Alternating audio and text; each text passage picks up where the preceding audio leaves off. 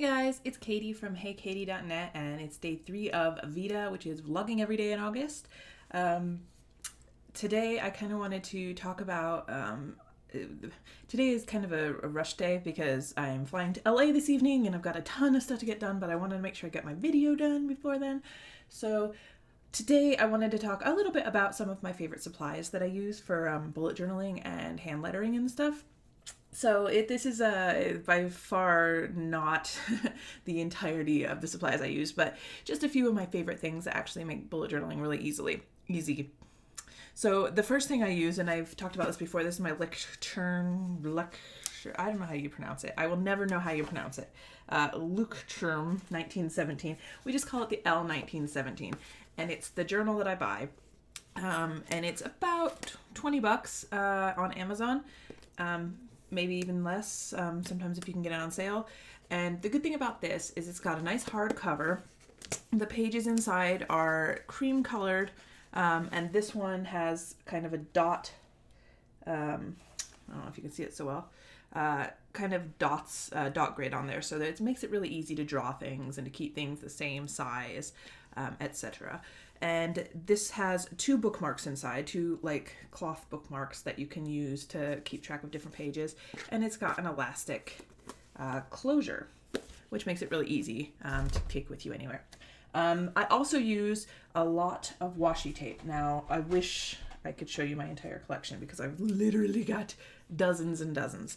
And they come in all sorts of really cool designs. You can get them in all sorts of colors, and these are really great for just kind of adding color and vibrancy to your pages. If you're not a creative person, you can just kind of stick these on in different places, and it comes up with like these really cute designs on your thing. So I like this one. It's like little pineapples. So cute. Or literally, I mean, I have so many. And I just collect them because you never know what you can use them for. You can use them for hanging things on your wall if you want. It's just paper tape. It's kind of like Scotch tape meets masking tape with lots of funny designs. And so they're really good for card making and scrapbooking and stuff like that. But I use them a lot for my bullet journal.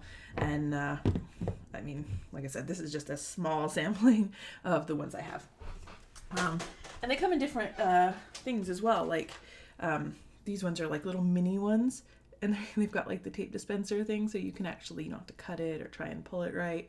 You can just do it right off. But they're really easy to cut anyway. I use protractors, and I use, if I can find it, which I probably can't. I just moved rooms into a new office, so it's a little crazy in here. But I use this, which is a compass, and it allows me to draw circles that are different sizes and very uniform, because you never know when you need circles, and I need them a lot. I also, let's talk about, well, I use stickers a lot, and this is the Happy Planner stickers, and these are really cute. There's lots of different things you can put. These are all individual stickers that you can add into your journal on different pages for things you need. I like when they repeat like this because obviously, you know, we are a family of 5, so we don't always have appointments on the same day. So I can use these throughout the year. Doctor's appointments, those run out a little faster. Date night, that never happens, by the way, because we never get a date night. Haircuts, gym, movie night, birthdays, yeah, so you can use these for all sorts of different things. There's also ones you can write on for different things you want to check off, or just little notes you want to leave on your journal. To-do lists, just little positive phrases, and these are really great. And same with these, you know, you can just add them onto your monthly or weekly planner, and then just symbols and stuff like that. It's really quite a nice little booklet. Like I said, this is the Happy Planner, but there are millions of them. I get almost everything on Amazon. I just see something, I think, oh my god, it's so cute, and I buy it, and that's really my shame, but hey. And then what I really wanted to get on is talking about pens, because this is where so many people have so many different ideas, and it really is about what works for you. So I was just going to show you a few of mine. So the first thing I have is this calligraphy set, and it's a beginner's calligraphy set, and it's something like $30 pieces inside. So what you've got is you've got tons of different kinds of ink, different colors of ink, and then you've got 4 different pens and loads of different nibs. And you even have one of these which allows you to use bottled ink instead of using one of these cartridges. You can actually suck up your own ink and use that. And I would have loved this, 10 years ago when I was working on my Book of Shadows and I wanted to use dragon blood because that's the kind of person I am. But anyway, this is really easy to put together. You just pick your nib, and they have different widths for different sizes of calligraphy.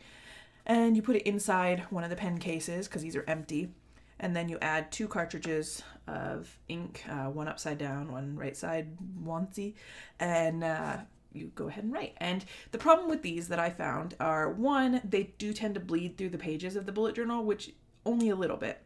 But more importantly, they skip a lot, so they're not the most useful if you are trying to be more professional in your hand lettering. And because you'll be writing and all of a sudden there's no ink coming out. And then when you finally get the ink back, it's it's hard to join it up. And so it kind of looks a little less professional, but I am a beginner. So at the end of the day, I'd rather not buy a professional set and then suck. I'd rather learn on this and figure it all out and then go buy a professional set because they are really expensive. And this I think was about $20 for the whole set. So that's pretty cool. The next thing I got this set of, can you see it? Calligraphy pens. And this is from Zig Memory System. And again, we have the same problem in the bullet journal, which is bleeding through the pages. So I don't use this too much. I use it on top of washi tape, or I'll use it on top of a sticker, or I'll just use it when I'm practicing my calligraphy and hand lettering, because at the end of the day, it's got 2 sides, each pen, and it comes in many colors. And then each pen has 2 sides. So the first side is a big, thick nib, and the second side is a small nib. And both of these are flat and calligraphy pens. They are very nice calligraphy pens, I think. But then again, as I said, I am a beginner, so I don't know this. But I will say I used to actually own several of these in black. When I was an artist or wannabe artist, I used these a lot, actually. They're good archival ink. They stay for a long time. They're not going to fade. They're really nice. Then I really love these. These are Winsor and Newton, which is my trusted brand for everything art. I've been using them for 20 years. I used to live in England, in Bracknell. Well, I didn't live in Bracknell, but I lived right next to Bracknell, which is where the Winsor and Newton plant is. And these things are incredible. So these are brush pens. So they're markers. And again, we have the 2-sided. So I use the black probably most of anything. So the first side is a really small, not fine tip, but a thin tip, and it's really good for precision work and writing. And then the second side, it looks really like another pen, but it's not, it's a brush. So the tip is very flexible, and it works just kind of like a paintbrush, but it never has to, you don't have to worry about the bristles spreading. So again, this is really good for calligraphy and hand lettering when you want really nice brushwork without having to worry about getting paint the right consistency. So again, this comes in plenty of colors. Most of the things you need. It has the whole Roy G. Biv thing, and they're just really nice, and I enjoy using them. Some other things that I use gel pens all the time. The problem with these in the bullet journal is not bleeding. It is that they take a few minutes to dry. So I often just take a spare piece of paper, press it down on top if I need to shut the book, because I don't want it appearing on the other pages. I use a lot of these Sharpie Fine Tip. These will bleed through your pages a little bit, not a huge amount, a little bit if you press down really hard, or if you are using them to color or fill in big thick lines. For these, if I'm in the bullet journal, I will actually do the fake calligraphy where I'm not actually doing it properly. I'm just drawing or writing out what I want to say, and then I'll go back through and thicken the lines that need thickened. It's a really easy way of doing calligraphy. And that's what I use these for. And they're really vibrant, really nice, and they're Sharpies, so you can trust them.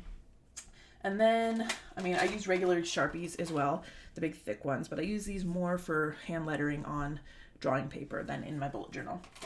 They also come in this really cute, these are actually not Sharpies, these are infinity permanent markers, and these are metallic, and they look like Sharpies, they act like Sharpies, they're pretty much Sharpies for all intents and purposes, except that they're really nice.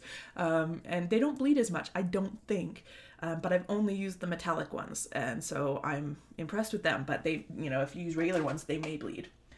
I also use, these are probably my favorite, these are Microline, and they come in many colors, and they're just fine point little pens that, again, they can bleed through if you press down or go over the same spot a lot, but for the most part they do not ghost, or they do not,